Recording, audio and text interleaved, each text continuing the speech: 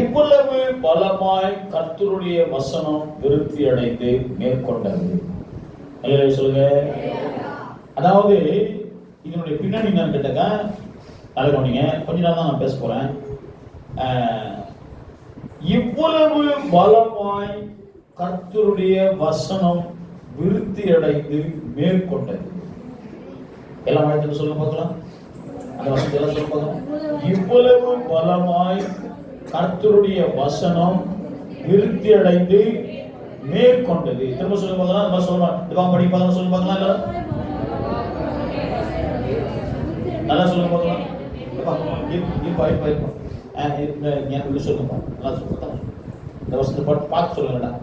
இவ்வளவு பலமாய் கர்த்தருடைய வசனம் விருத்தி அடைந்து மேற்கொண்டது. இவ்வளவு பலமாய் கர்த்தருடைய வசனம் விருத்தி அடைந்து மேற்கொண்டது. அல்லேலூயா.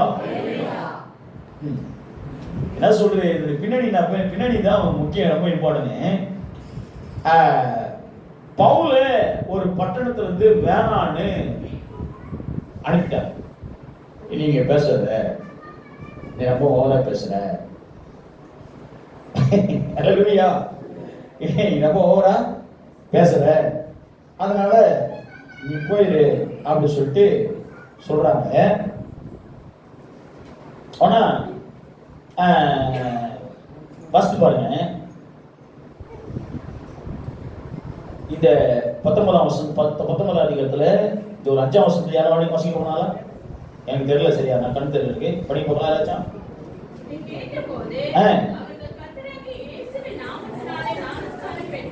படி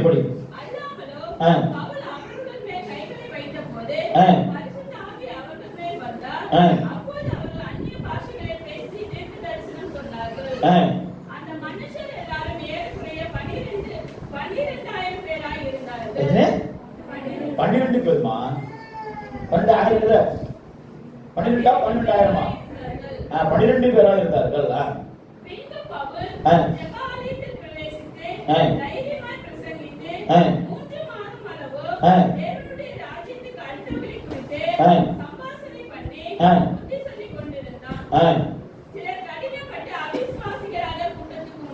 பாருங்க, சிலர் கடினப்பட்டு அவிசுவாசிகளாகி கூட்டத்திற்கு முன்பாக இந்த மாற்றத்தை நிந்தித்த போது அவர்களை விட்டு விலகி சீசர்களை அவரிடத்திலிருந்து பிரித்துக் கொண்டு திறனு என்னும் ஒருவனுடைய வித்தியாசாலையிலே அனுதினமும் சம்பாஷித்துக் கொண்டு வந்தானா. அந்த வித்தியாசாலையிலே அனுதினமும் பவுல் இயேசுவை குறித்து பிரசங்கித்துக் கொண்டு வந்தார். சுவிசேஷத்தை, ஆண்டவரை பற்றி பிரசங்கித்துக் கொண்டு வந்தார். நல்ல கவனிங்க. ஒரு பட்டணத்திலே நீங்க போயிட்டு ஒரு அனுதினமும் ஆண்டவருடைய வார்த்தை பிரசங்கிக்கப்படுற இடத்துல யாரெல்லாம் வந்து கலந்து கொள்கிறார்களோ அந்த மக்கள் ஆசீர்வதிக்கப்படுவார்கள். அல்லேலூயா. அது எப்படின்னாக்கா, அந்த வித்தியாசாலையிலே அவர் அனுதினமும் பிரசங்கித்தார். அன்னிதினமும் ஆண்டவரை பற்றி சாட்சி கூறி ஜனங்களுக்கு உண்டாயிருந்த வியாதிகளை சுகமாக்கி ஆண்டவர் அநேக மக்களுக்கு விடுதலை கொடுத்து கொண்டு வந்தார். அதுக்கு முன்பதாக அந்த பவுல் என்ன பண்றதுனாக்கா, நிறைய பட்டணங்கள் தூரம் போயிட்டு ஊழியம் செய்கிறார். அங்கே அநேக அற்புதங்கள் நடக்கிறது, ஜனங்கள் விசுவாசிக்கிறார்கள். இந்த இடத்துல 10ஆம் வசனத்தை வாசிங்க. 2 வருஷ காலம் இப்படி நடந்ததினாலே ஆசியாவில் குடியிருந்த யூதரும் கிரேக்கரும் ஆகிய எல்லாரும் கர்த்தராகிய இயேசுவின் வசனத்தை கேட்டார்கள். கர்த்தராகிய இயேசுவின் வசனத்தை பத்தி பேசு. வசனத்தை கேட்டார்கள். வசனம் விருத்தி அடைகிறது, வசனம் பரவி போகிறது. யூதர்கள் கிரேக்கர்கள் நடுவிலே இந்த வசனம் பரவுகிறது. அல்லேலூயா. 2 வருஷத்திலே அந்த பட்டணங்கள் முழுவதும் யூதர்கள் கிரேக்கர்கள் எங்கெல்லாம் இருக்கிறாங்க அங்கெல்லாம் வசனம் பரவுகிறது. வசனத்தை கேட்டார்கள். ஏன் வசனத்தை கேட்கறதுக்கு என்ன அவங்க வந்தாங்க, ஏன் ஆர்வமா வந்தாங்கன்னு கேட்டாங்க, ஜனங்க சும்மாலாம் வந்துட மாட்டாங்க. அங்க ஏதாச்சும் ஒண்ணு நடந்தாதான், அவங்க வாழ்க்கையில ஏதோ ஒரு மாற்றத்தை செஞ்சாதான், அந்த வசனம் வேலை செஞ்சு அவங்க வாழ்க்கையில ஏதோ ஒரு மாற்றத்தை அந்த வசனம் செய்திருந்தால்தான் அவர்கள் அந்த வசனத்தை கேட்க வந்து கொண்டே இருந்தார்கள். இன்னும் தெரியுமா, வசனத்தை கேட்க கேட்க சத்தியமா சொல்றேன், அது சும்மாவே இருக்காது, அது உங்க வாழ்க்கையை மாத்திக்கிட்டே இருக்கும். அல்லேலூயா. ஏன்னா வசனம் பயங்கர வல்லமையானது. இந்த வசனத்தை கொண்டுதான் இந்த உலகத்தை உண்டாக்கினார் என்றால், இந்த வசனத்தை கேட்கிற ஜனங்களை அந்த வசனம் மாத்திக்கிட்டே இருக்கும். அவங்க தரித்திரத்தை மாத்தோம், வியாதியை மாத்தோம், பிரச்சனையை மாத்தோம். ஒரு சாட்சி சொன்னார் பாருங்க. அதாவது ஒரு பிரதர் ரட்சிக்கப்பட்டவரே, இயேசு பத்தி கேள்விப்பட்டவர் கொஞ்சம். அவருக்கு ஐடி கம்பெனில வேலை செஞ்சுட்டு இருக்காரு. அவருக்கு காலில் ஒரு பெரிய கட்டி வந்துருச்சான். காலில் பெரிய கட்டி வந்துருச்சான். கட்டி வந்த உடனே ஒரு வாரமா ஆபீஸ்க்கு போக முடியல, வீட்டில் உட்காந்துருக்காரு. என்ன பண்றது தெரியல. அப்படியே நான் மாடியில் உட்காந்துருக்காரு, வீட்டு மாடியில். அது ஒரு வாடகை. கீழே இருக்கிறவங்க கிறிஸ்தவங்க, கீழே இருக்கிறவங்க கிறிஸ்தவங்க. அவர் போயிட்டு பைபிள் படிக்கணும் போல தோணுச்சுனால போயிட்டு கீழே வீட்டில் போயிட்டு பைபிள் வாங்கிட்டு எனக்கு ஒரு பைபிள் கொடுங்க படிக்கணும்னு சொல்லிட்டு வாங்கிட்டு உட்காந்து படிச்சாராம். ஆதியாகமத்திலிருந்து ஆரம்பிச்சு அவர் என்ன பண்ணாராம், 2 நாளாம் வரைக்கும் படிச்சாராம். ஆதியாகமத்தில் ஆரம்பிச்சு 2 நாளாம் வரைக்கும் படிச்சுட்டு படிச்சுட்டு வரும்போது படிச்சுட்டு அதை முடிச்சுட்டு 2 நாள் முடிச்சு காலை பார்க்குறாரா, கட்டினா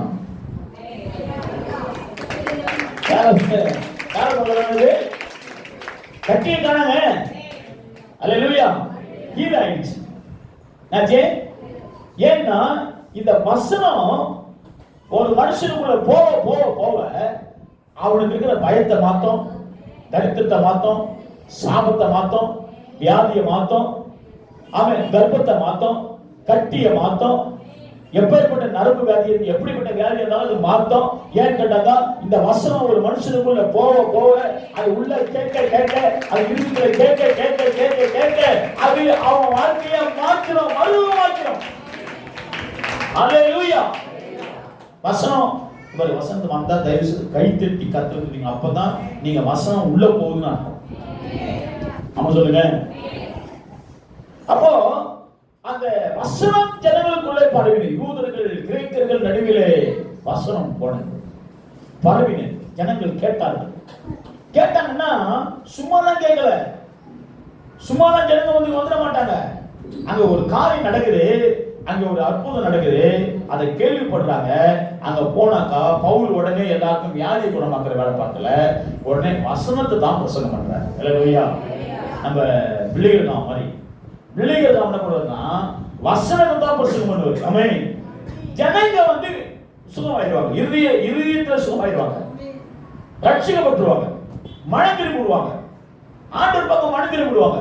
கெட்ட பழக்கத்திலிருந்து, பாவ பழக்கத்திலிருந்து, அவன் எல்லா அருவருப்பான பாவங்களிலிருந்து, எல்லா கெட்ட காரியங்களிலிருந்து மனம் திரும்பிட்டு ஆண்டவர்கிட்ட வந்துருவாங்க ஜனங்க. அவன் சொல்லுங்க, வசனத்தை கேட்டாக்கா அவன் உள்ள இருக்கிற அழுக்கெல்லாம் வெளியே போயிடும், உள்ள இருக்கிற அசுத்தம்லாம் வெளியே போயிடும், உள்ள இருக்கிற கெட்ட குணங்கள்லாம் வெளியே போயிடும், உள்ள இருக்கிற பாவம் வெளியே போயிடும், உள்ள இருக்கிற சாபம் வெளியே போயிடும், உள்ள இருக்கிற தீமையான எண்ணம் வெளியே போயிடும், தீமையான சிந்தனை வெளியே போயிடும், அவிசுவாசம் வெளியே போயிடும், விக்கிரகாராதனை வெளியே போயிடும், எந்த அசுத்தங்களும் வெளியே போயிடும். அவன் பரிசுத்தம் உண்டாயிடும். வசனத்தை கேட்க கேட்க கேட்க ஒரு ஆள் பரிசுத்தமான ஆயிடும். அதனால்தான் சபைக்கு வரலாம், ஏழா சர்ச்சைக்கு வரணும்னு கேட்கிறோம். என்ன நினைக்கிறாங்க கேட்டாக்கா, நான் 10 ரூபாய் காணிக்கு போடுவேன், அதுக்காக தான் பாஸ்டர் கூப்பிடுறாரு. ஒருத்தர் சொல்றாரு, நான் சொல்றேன், அதனால தான் போன் பண்ணி கூப்பிட்டுக்கிறாரு. கிடையாது, புரியல உங்களுக்கு. நீ 10 ரூபா போட்டாலும் எனக்கு பிரச்சனை கிடையாது, நீ 1000 ரூபா போட்டாலும் எனக்கு பிரச்சனை கிடையாது, நீ போடாமல் போனாலும் பிரச்சனை கிடையாது. நான் என்ன சொல்றேன்னா, நீ வசனத்தை கேட்டினா உன் வாழ்க்கை நல்லா இருக்கும். உனக்கிட்ட இருக்கிற கெட்ட குணங்கள் வெளியே போயிடும், உங்ககிட்ட இருக்கிற தீமைகள் வெளியே போயிடும். நீ சாபத்திலிருந்து விடுதலை அடைஞ்சிருவ, பாவத்திலிருந்து விடுதலை அடைஞ்சிருவ. அல்லேலூயா சொல்லுங்க. பாவத்திலிருந்து விடுதலை அடைஞ்சிருவ, நீ சுகம் அடைஞ்சிருவ, உன் வாழ்க்கை மாறிடும். ஆமா சொல்லுங்க. வாசிங்க இதே அப்போஸ்தலர் புத்தகம் 9ஆம் அதிகாரம். வெளியே வாசித்தோம். என்னங்க பார்க்கலாம்? 9ஆம் அதிகாரத்துல பாருங்க, ஒரு அம்மா சொன்னாங்க, இந்த சர்ச்சில் எப்ப பார்த்தாலும் பசங்க எழுந்து போய்க்கணும் வந்துக்கணும், எழுந்திரிச்சிக்கணும் போய்க்கணும் வந்துக்கணும் கிடக்குறாங்க, ஒழுங்கு இல்லை பாஸ்டர், கடிந்து கொள்ளுங்க அப்படின்னா. உங்க சர்ச்சில் என்ன இல்லை, ஒழுங்கு இல்லை, பெரியவங்களாங்க போய்க்கணும் வந்துக்கணும், பிரசவம் பண்ணிக்கிட்டு எழுந்திரிச்சு போய்க்கணும் வந்துக்கணும், எந்திரிச்சு ஆராதனை எழுந்திரிச்சு போய்க்கணும் வந்துக்கணும், அதெல்லாம் ஒழுங்கு இல்லைன்னு சொன்னாங்க. அதெல்லாம் கடிந்து கொள்ள சொன்னாங்க. அதை வந்து கடிந்து கொள்றேன். யாரும் அந்த மாதிரி ஒழுங்குல நடந்துக்காது. இல்லையா? சரி பாருங்க, வாசிக்கலாம் 9ஆம் அதிகாரம் வாசிங்க 31ஆம் வசனம் படி. அப்போது யூதேயா, என்னங்க படிக்க மாட்டீங்க? அப்போது யூதேயா, கலிலேயா, சமாரியா நாடுகளில் எங்கும் சபைகள் சமாதானம் பெற்று, எல்லாம் சொல்லுங்க, சபைகள் சமாதானம் பெற்று, சபைகள் சமாதானம் பெற்று பக்தி விருத்தி அடைந்து, பக்தி விருத்தி அடைந்து, எல்லாம் சொல்லுங்க, பக்தி விருத்தி அடைந்து கர்த்தருக்கு பயப்படுகிற பயத்தோடும் பரிசுத்த ஆவியின் ஆறுதலோடும்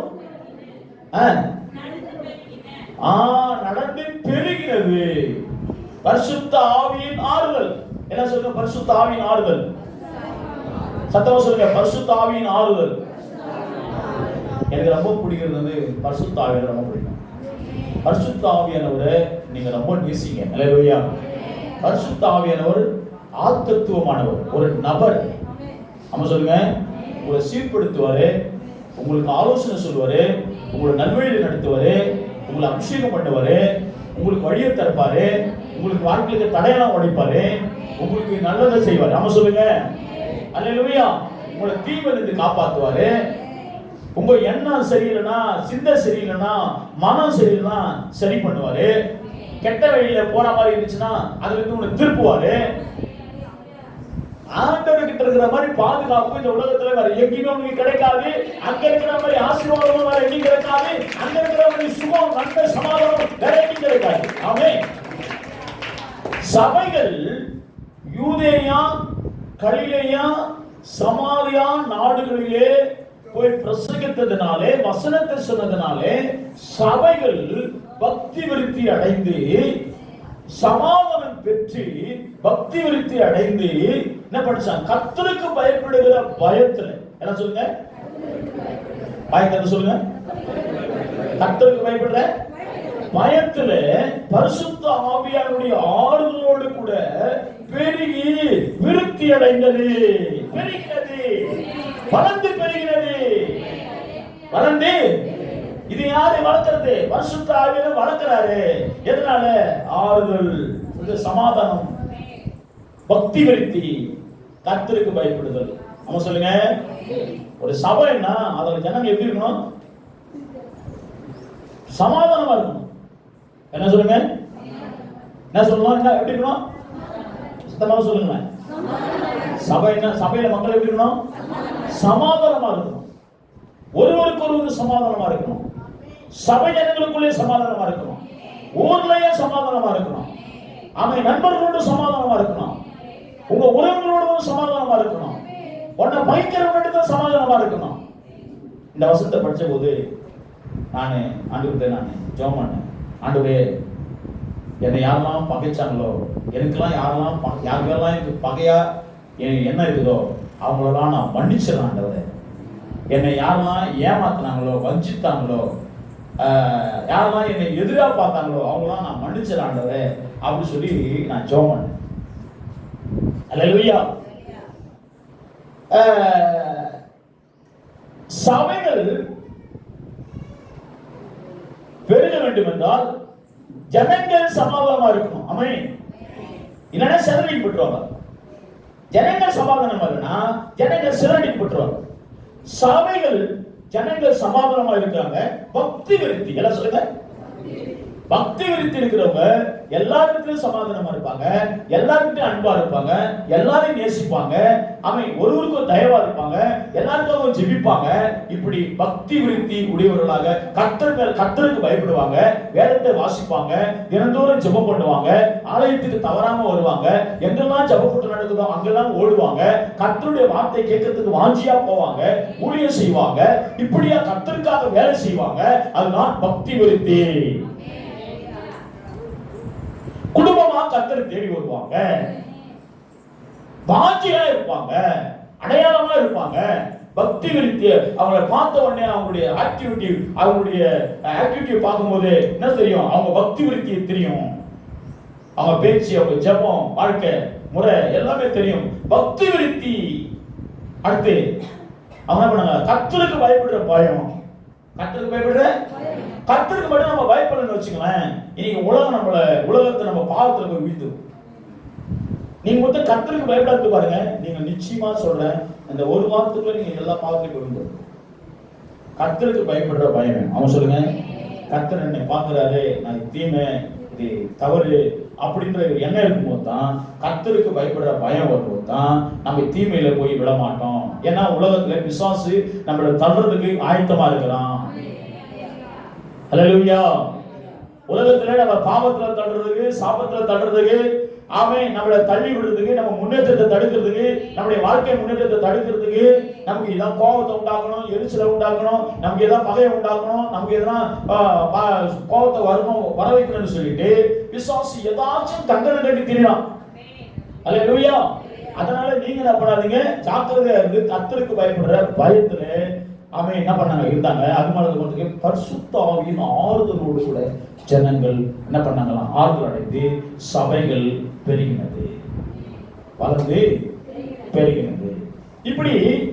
இப்படியாக இருக்கும்போது தான் அந்த இடங்கள்ல அற்புத அடையாளங்கள் நடக்கிறது. நம்ம சொல்லுவேன், கர்த்தருடைய வசனம் வளரும் போது சபைகள் வளரும். கர்த்தருடைய வசனத்தை பிரசங்கிக்க சபைகள் வளரும். ஜனங்கள் மேலே கர்த்தருடைய வார்த்தையை சொல்ல சொல்ல ஜனங்கள் பெருகுவார்கள். ஜனங்கள் மேலே கர்த்தருடைய வார்த்தையை கொண்டு ஆசீர்வாதத்தை சொல்ல சொல்ல, அவன் வார்த்தையை சத்தியத்தை சொல்ல சொல்ல, கடிந்து கொள்ளுதல் சொல்ல சொல்ல, சீர்படுத்த அவர்கள் மனம் திரும்பி அவர்கள் வாழ்க்கையை மாற்றிக் கொள்வார்கள். முற்றிலும் ஆசீர்வாதம் மட்டும் கிடையாதுங்க. கடிந்து கொள்ளுதல், சீர்படுத்துதல், ஒழுங்குபடுத்துதல், சிந்தையை மாற்றுதல், வேஷத்தை பிரித்தல், வேஷத்தை அவுத்து போடுதல். வேஷத்தெல்லாம் என்ன பண்ணணும்? அவுத்து போட்டணும். ரோமருக்கு நிருபம் 12ஆம் அதிகாரம் 1 ஒரு 3 வருஷம் படிக்க போறோம். கடையில் படிக்க போனா யாராச்சும் ரோமர் 12 1 2 3 படிக்க போங்க. அப்படி இருக்க சகோதரரே, உங்கள் சரீரங்களை பரிசுத்தமும் பரிசுத்தமும் தேவனுக்கு உகந்த ஜீவ பலியாகவும் ஒப்பு கொடுக்க வேண்டும் என்று வேண்டிக் கொள்கிறேன். பாருங்க, ஏன்னா இந்த சரீரம் தான் நம்மள பாவத்துக்குள்ள தள்ளிடும். அல்லேலூயா. அதான் இந்த சரீரத்தை ஆண்டவருக்கு கொடுத்துருங்க. எல்லாம் சொல்லுங்க, இந்த சரீரத்தை ஆண்டவர்கிட்ட கொடுக்கணும். ஜீவ பலியாக சரீரத்தை ஆண்டவர்கிட்ட கொடுத்துருங்க. அல்லேலூயா. சரீரம் உங்களுக்கு இயேசுவுக்கு சொந்தமானது. சரீரம் நீங்க செத்தா கூட இந்த சரீரம் இயேசுவுக்கு சொந்தமானது தான். அதனால டெம்பரவரியா வையின்னு தான் சொல்லிக்கிறது, பெட்டில வச்சு. ஆமென். நான் வரும்போது அதை எழுப்புன்றேன். ஆமென். அது வரும்போது அப்புறம் சரீரத்தை சொல்லுங்கோ எழுப்புவாரு. டெம்பரவரி தான் பூமியில வைக்கிறோம். ஒப்போடுங்க படிமா. இந்த வேலை செஞ்சிட்டீங்கனாலே இதுவே உங்களுக்கு சூப்பர் ஆராதனைன்றார். அல்லேலூயா. இந்த வேலை சரீரத்தை மட்டும் ஒப்பு கொடுக்காம வந்து அலட்டிட்டு ஊன்னு குதிச்சுட்டு, ஹலோ என்ன பாருங்க, சரீரத்தை ஒப்பு கொடுக்காம, உங்களை நீங்க ஒப்பு கொடுக்காம வந்து பேசிட்டு அந்நிய பாஷை பேசிட்டு குதிச்சுட்டு அதை பண்ணிட்டு இதை பண்ணிட்டு திரும்ப போய் மாம்சத்தின்படி நீங்க வாழ்ந்தீங்கன்னா, பாவம் செஞ்சீங்கன்னா, தப்பு பண்ணீங்கன்னா அதுதான் தப்புன்றாரு. இதுவே நீங்க செய்யத்தக்க புத்தி உள்ள ஆராதனை. உங்க சரீரத்தை நீங்க ஒப்பு கொடுத்துட்டாலே போறோம், அங்கே நீங்க புத்தியா கத்துக்கிறீங்கன்னு அர்த்தம். அல்லேலூயா. உங்க சரீரத்தை ஆண்டவர்கிட்ட ஒப்படைச்சிட்டாலே நீங்க அங்கேயே புத்தியா நடந்துக்கிறீங்க அர்த்தம். இதுவே நீங்க செய்யத்தக்க புத்தி உள்ள ஆராதனை. படிமா அதான் சொல்றேன். நீங்க என்ன பண்ணுறீங்க? இங்க ஒரு வேஷம், அங்க ஒரு வேஷம், சபையில ஒண்ணு, வெளியில ஒண்ணு, சொந்தக்கார மத்தியில ஒண்ணு, வெளியில போனா ஒரு அம்மா சொல்லுவாங்க பாருங்க, சபைக்கு வந்தாக்க பொட்டு வைக்க மாட்டாமா. சபைக்கு வந்தா இருந்தாங்க, சபைக்கு வந்தா பொட்டு வைக்க மாட்டாங்க, பூ வைக்க மாட்டாங்க. ஆனா வெளியே போனா பொட்டு பூவு ஜுவல்ஸ். நான் என்ன சொல்றேன், நீ பொட்டு வச்சுன்னு கூட வாங்கும், சபைக்கு வரும்போதே கொடுத்துருக்கோம், பூ வச்சுன்னு கூட வாங்குவோம், அப்படி வந்துருக்கும், கொலுசி போட்டு அப்படியே வாங்குவோம். எப்போ உன்னை கைட்டி போட சொல்றதோ அவங்க கைட்டி போடும். இங்க போடாதீங்க, காணிக்க போட்டுலாம், அங்கே என்ன போடுவோம். அல்லேலூயா. அந்த கொலுசைக்கு தான் கைட்டி போட்டுறாதீங்க. அப்ப என்ன சொல்றேன், உங்களை கெடுக்கிற உங்கள் சரீரத்தை நீங்கள் ஒப்பு கொடுத்துட்டாலே உங்கள் ஆத்மாவையும் உங்கள் ஆவியும் உங்கள் வாழ்க்கையும் உங்கள் எதிர்காலத்தையும் கர்த்தருடைய ஆசீர்வாதங்களையும் கெடுக்கிற தடுக்கிற உங்களுடைய சரீரங்களை நீங்கள் ஆண்டவருக்கு ஒப்பு கொடுத்துட்டாலே நீங்க புத்திமான்களாய் இருப்பீர்கள். ஆமென் சொல்லுங்க. புத்திசாலிகளாய் இருப்பீர்கள். அதுவே புத்தி, அதுவே புத்தி உள்ள ஆராதனை. சும்மா வந்து குதிக்கிறதும் ஓடுறதும் போடுறதும் மட்டும் ஆராதனை கிடையாது, அதுதான் ஆராதனை. ஆனா அதை விட நீங்கள் புத்தியால் நடப்பது மிகுந்த ஆராதனை. அல்லேலூயா. அதுவே புத்தி உள்ள ஆராதனை. ஒத்த வேஷம் தெரியாமல், யார சொல்லுங்க, ஒத்த வேஷம் என்னது? ஒத்த வேஷம்னா மாடல், அதாவது என்னது, அதாவது இது இது பரிசுத்தவான் மாதிரி ஒரு வேஷம். சொல்லுங்க, பாவம் செய்யாதால் மாறி, உண்மையானவங்க மாறி, நேர்மையானவங்க மாறி, பரிசுத்தவான்கள் மாறி, ஜெபிக்கிற மாதிரி, நல்ல வேலை வாசிக்கிற மாதிரி, நேர்மையானவங்க மாதிரி.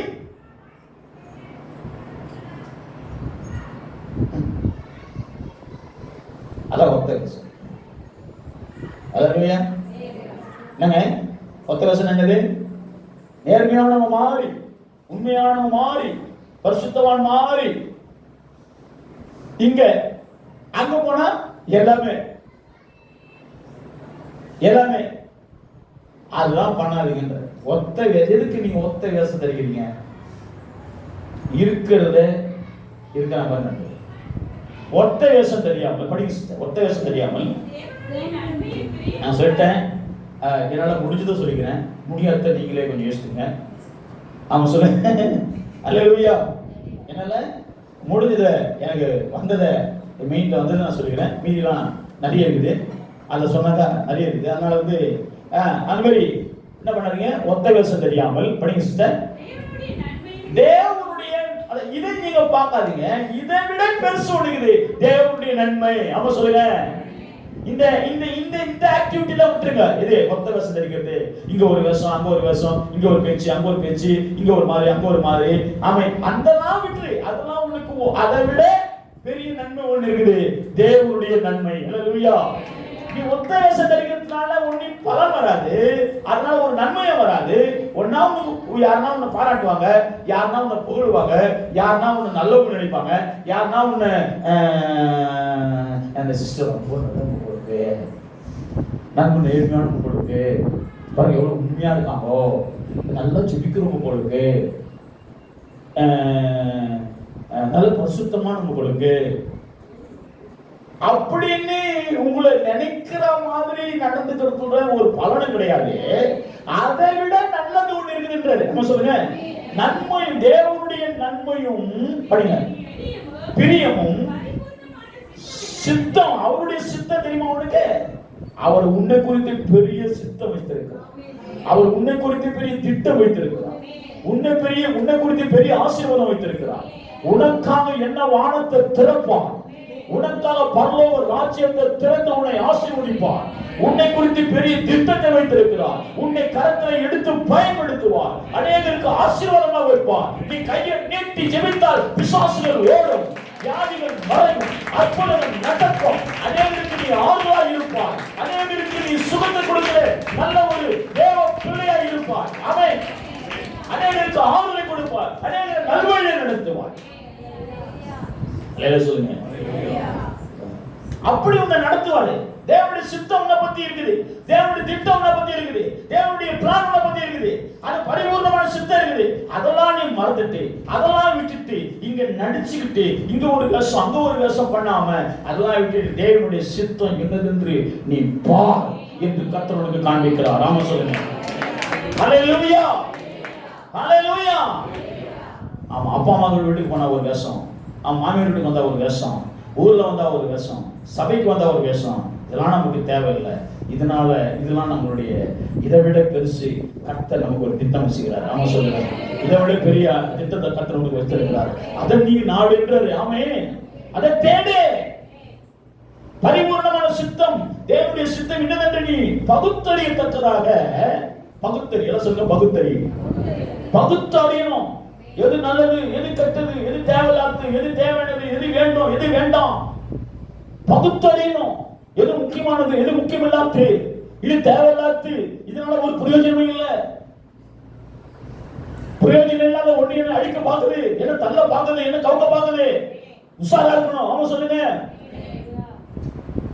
பகுத்தறியணும்.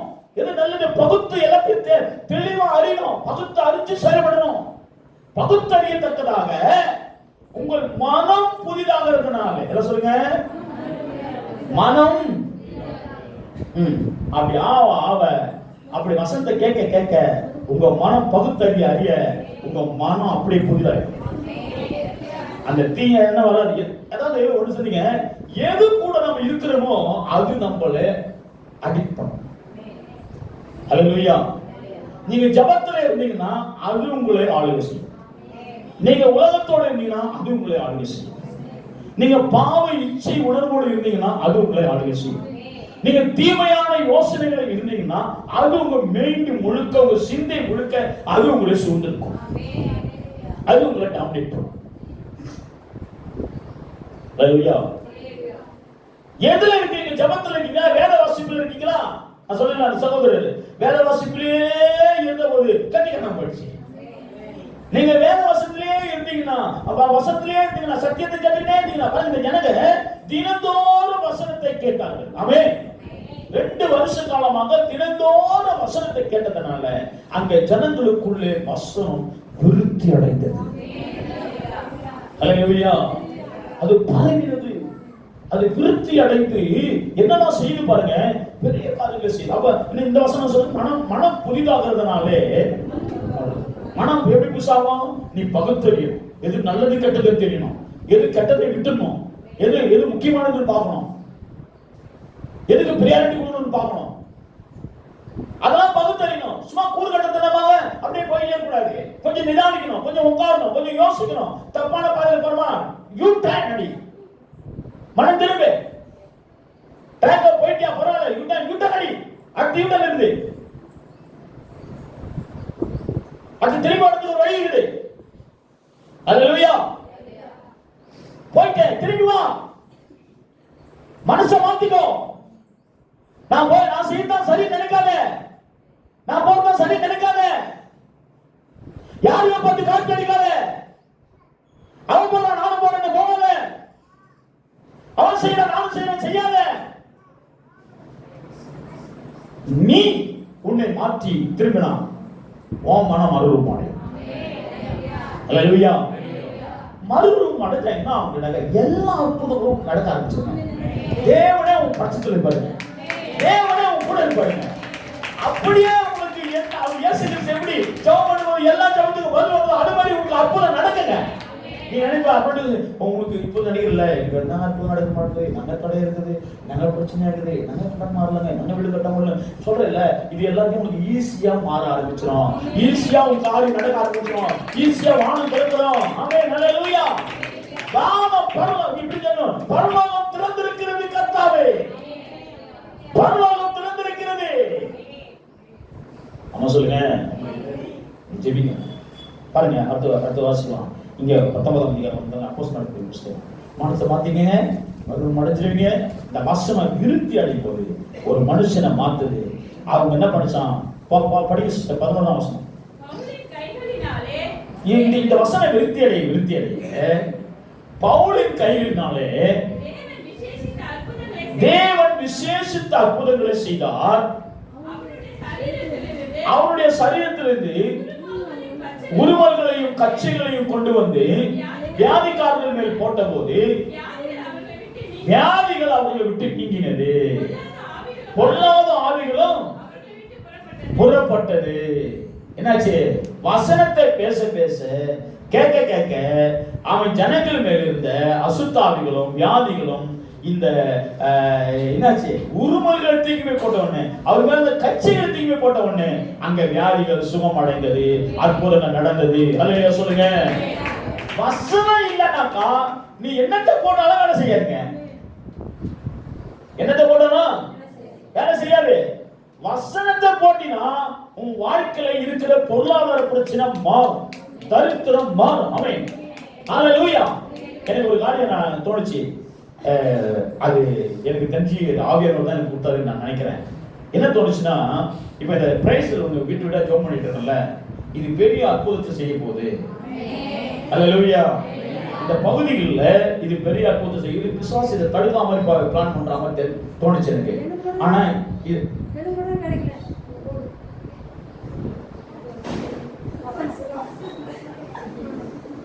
நான் சொல்றேன். ஓ, வசனம் போடு கிடைக்கலையா? அப்போ என்னாச்சுன்னா பாருங்க, இந்த வசனம் விருத்தி அடையும். நம்ம சொல்லுங்க, வசனம் விருத்தி அடையும் போது வியாதிகள் சுகம் அடைகிறது. வியாதிகளாச்சு சுகம் அடைகிறது. இதை ஒன்று சொல்லிட்டு நான் முடிக்கலாம் பார்க்குறேன். முடிச்சலான்னு பார்த்தாக்கா அது போயிடுச்சு. என்ன பண்ணிட்டு வாசிங்க, 13ஆம் வசனம் வாசிங்க. ஆமா, அப்போது தேசாந்தரிகளாய் நான் சொல்லிடுறேன் கதையை சிஸ்டர். படிச்சிருக்கேன் படிக்க பார்க்கலாம்.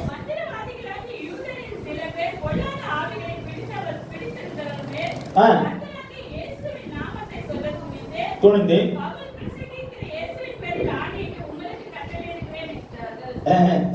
இந்த கதை பின்னாடி இது உடனே படிச்ச உடனே புரிஞ்சுட்டாரு.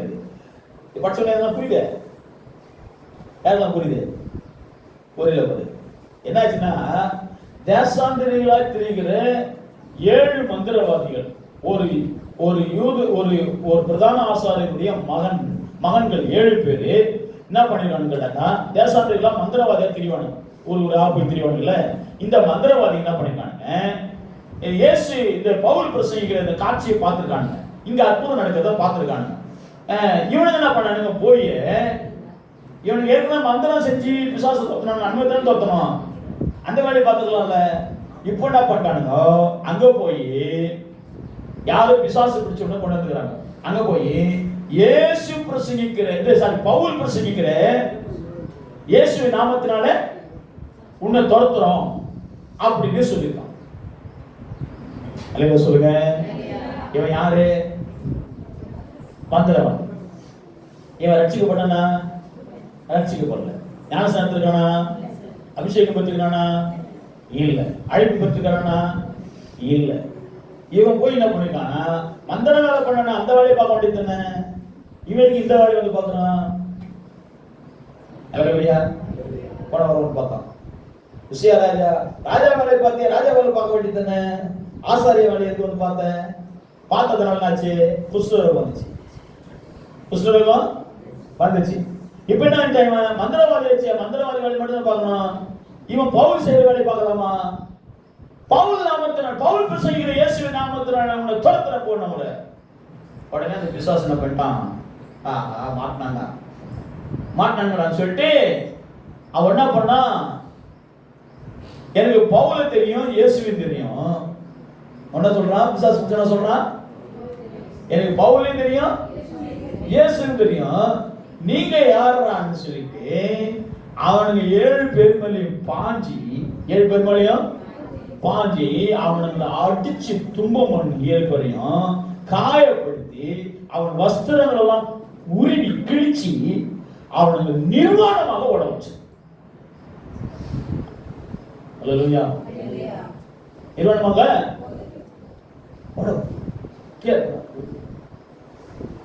போன வருஷம்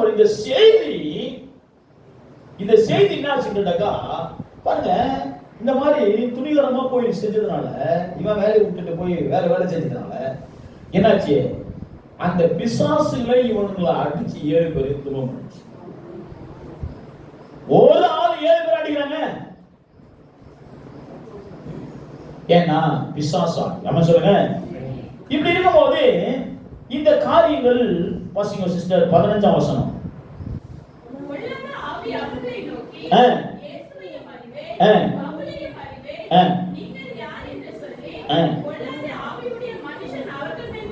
பாய்ந்து பலாத்காரம் பண்ணி மேற்கொள்ள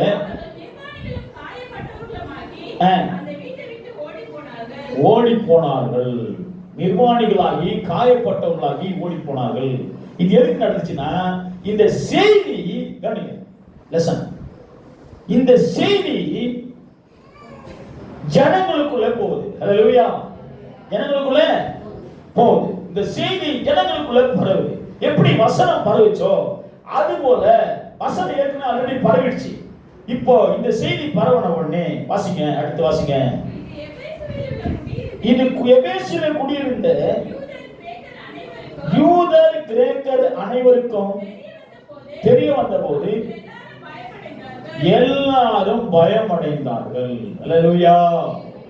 இந்த செய்தி எல்லாருக்கும் பரவின போது ஜனங்கள் எல்லாரும் பயமடைந்தார்கள். நான் சொல்ற பாருங்க, கர்த்தருடைய வார்த்தை பரவி இருக்கும் போது, வசனம் பரவி இருக்கும் போது ஜனங்களுக்குள்ளே பயம் வரும்.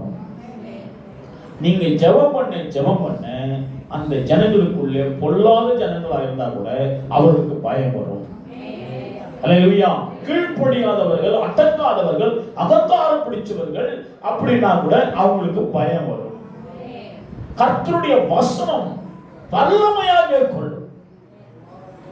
இப்படி பயம் உண்டான போது எப்படிமா, கர்த்தராகிய இயேசுவின் நாமம் மகிமைப்பட்டது.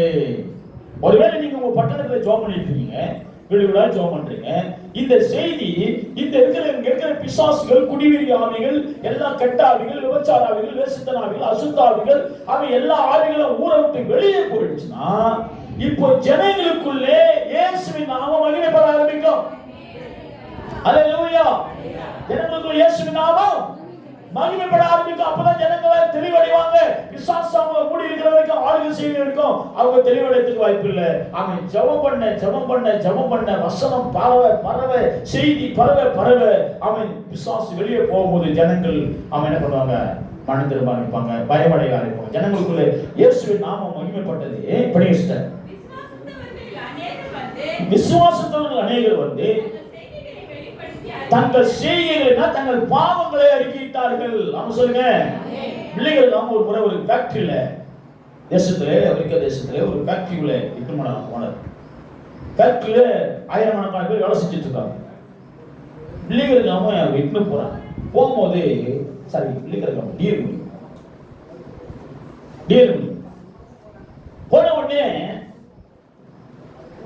அங்க வேலை செஞ்சிருந்த ஆட்கள் அவன் மிஷின் ஓடினா வேலை செஞ்சுட்டு இருக்கான். எல்லாரும் ஓடி வந்து விழுந்து பாவரிக்கை செஞ்சாங்க. பாவரிக்கை செய்யறாங்க. ஆச்சரியமா இருந்துச்சா? வேலை செஞ்சாலும் விட்டுட்டு வேலையை விட்டு ஓடுது, பாவரிக்கை செய்யறாங்க.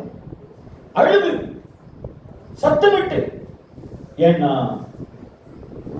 ஒரு இடத்துல கர்த்தருடைய ஆவியானவர் கிரியை செய்யும் போது ஜனங்கள் தங்கள் செய்திகளை அறிக்கையிட்டார்கள். அருமையா சொல்லுங்க.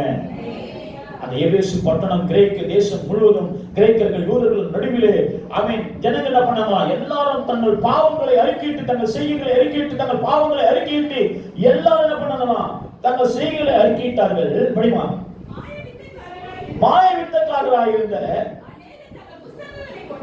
அநேகர் தங்கள் புஸ்தகங்களை கொண்டு வந்து எல்லாருக்கும் முன்பா, மாயவித்தக்காரங்க ஊரை மயக்கிட்டு இருந்தவங்க, அவன் மாயவித்த பண்ணிட்டு இருந்தவங்க, ஜனங்களை தந்திரமா பண்ணிட்டு இருந்தவங்க, மாயவித்தக்காரர்கள் எல்லாரும் அநேகர் வந்து தங்கள் புஸ்தகங்களை கொண்டு வந்து எல்லாருக்கும் முன்பாக, எல்லாம் சொல்லுங்க, எல்லாருக்கும் முன்பாக நான் சொல்றேன், நம்முடைய எப்பயுமே நம்முடைய காரியங்களை எல்லாருக்கும் முன்பாக நாம் அறிக்கையிட வேண்டும். அல்லேலூயா.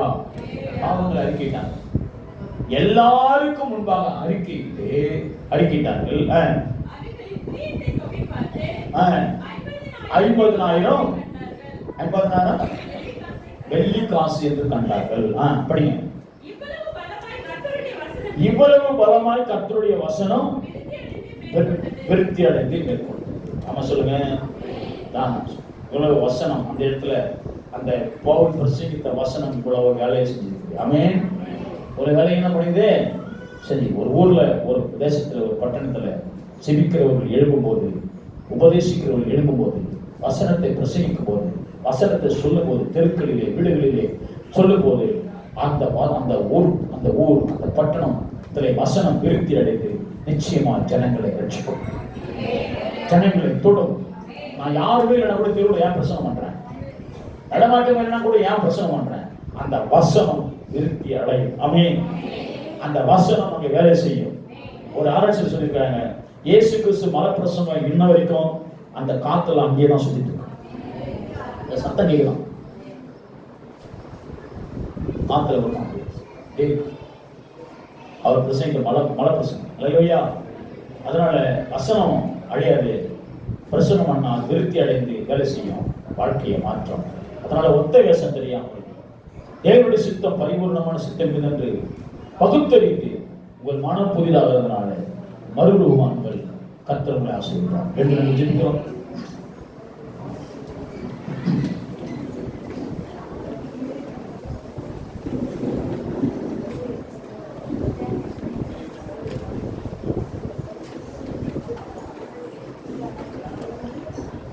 சமூகமே என் பாக்கியமே, ஓடி வந்தே உமை நோக்கி